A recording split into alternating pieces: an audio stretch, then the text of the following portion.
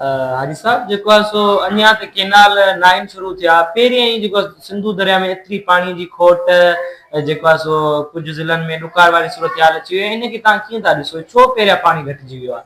ॾिसो पहिरियां त ज़िक्र करे वियुसि त जेका पाणी जी खोट आहे उहा बरसातनि जे करे बि आहे।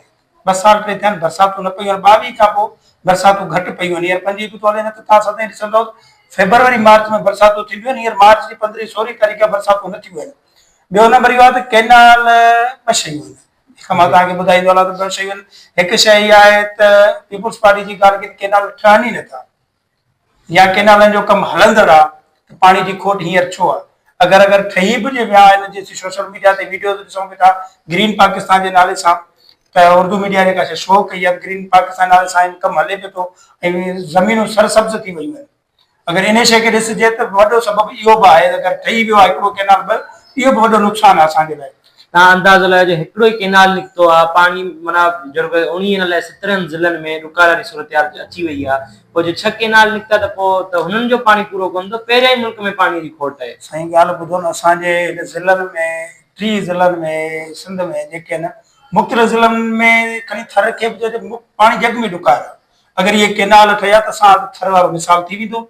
असांजो जेको गुज़र सफ़र थोरो घणो माल ते हूंदो जेके बाक़ी जेके असांजी जेका ज़िंदगी हूंदी उहा फाका कशी वारी हूंदी।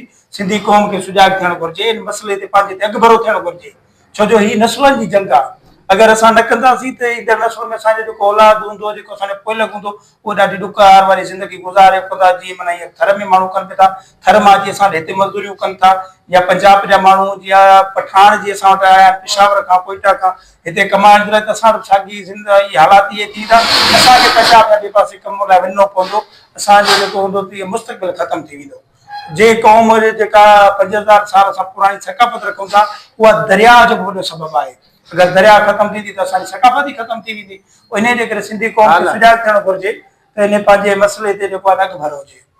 अच्छा पाकिस्तान पीपुल्स पार्टी जी क़यादत जा जेके मुख़्तलिफ़ बयान पिया अचनि मुख़्तलिफ़ वक़्तनि ते किथे के केनाल न पिया ठहनि किथे के केनालनि जा कम कोन्हनि के इन खां अलावा ॿिया बि जेके उनजा बयानात अचनि पिया तव्हां उन्हनि खे कीअं था ॾिसो? ॻाल्हि ॿुधो सभु खां पहिरीं त अॻु में ॻाल्हि कंदा त बिरयानी ते वोट हींअर उहा बिरयानी वारी ॻाल्हि हक़ीक़त पहिरियां मूंखे सम्झ में घटि ईंदी पर हाणे सम्झ में अचे थी छो जो जेको ज़िला सदर सालिम ज़रदारी खां नेशनल प्रेस क्लब जी टीम पारां सुवाल कयो वियो त साईं केनाल ठहनि पिया चओ त कहिड़ा केनाल किथे पिया ठहनि। असां त यकीन कयो केनाल को बि नथो ठहे ऐं हलो उहे केनाल असां ड्राइव वरी 3 ॾींहंनि खां पोइ इफ़्तार पार्टी घुराए अचे थो त न खपनि केनाल 6 न खपनि दरिया ते माना इहो बिरयानी जो सॼो सबबु उते जेके वेठा हुया जेके बिरयानी जूं प्लेटूं हुयूं उन्हनि शइ उन्हनि बि चयो त केनाल न खपनि।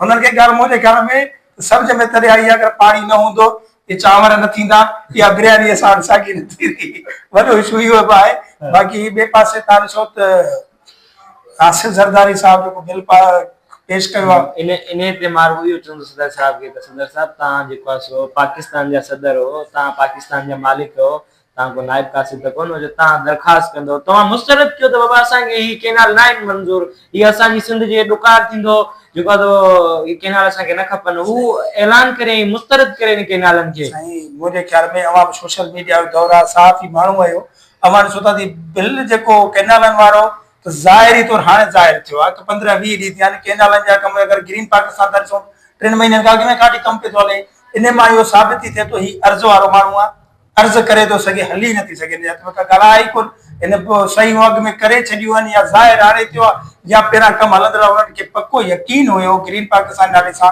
जिन्हनि मनसूबो आंदो आहे त जेको सदर साहिबु आहे उहो कीअं बि करे बिल पास करे विझंदो। तव्हां ॾिसो वकील सहाफ़ी ऐं सिंध जी पूरी अवाम शागिर्द यूनिवर्सिटियुनि मां सभु इन शइ जी मुखालिफ़त आहिनि।